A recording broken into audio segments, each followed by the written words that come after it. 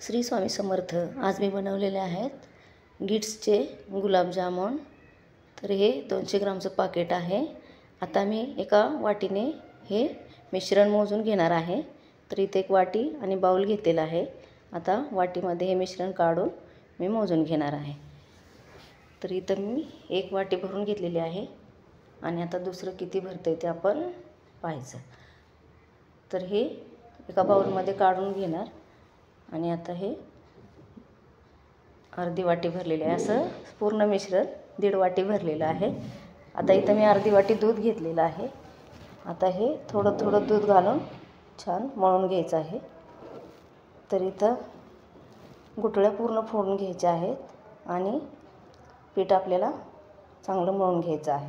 तर पीठ आपलं मळून झालेलं आहे। इथं 2 चम्मच दूध शिल्लक राहिलेलं आहे।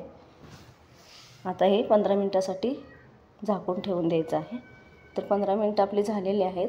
हाताला थोडंसं तूप लावून आता या मिश्रणाचे छान छोटे छोटे गोळे करून घ्यायचे आहेत। तर पीठ आपलं एकदम छान मळलेलं आहे। आता सगळे गोळे करून घेणार आहे। तर तयार करून घेतलेले आहेत आपले संपूर्ण गोळे।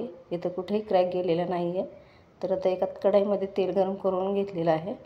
त्याच्यामध्ये आता हे गोळे छान सोनेरी कलर येईपर्यंत कमी गॅसवरच तळून घ्यायचे आहेत। हे माझ्याकडे चाशणी शिल्लक राहिलेली होती, तर मी काही इथे चाशणी बनवलेली नाही आहे। त्या चाशणीमध्ये मी हे गुलाबजाम मुरवून घेणार आहे। तर इथे गोळे आपले छान सोनेरी कलर येईल असे तळून झालेले आहेत।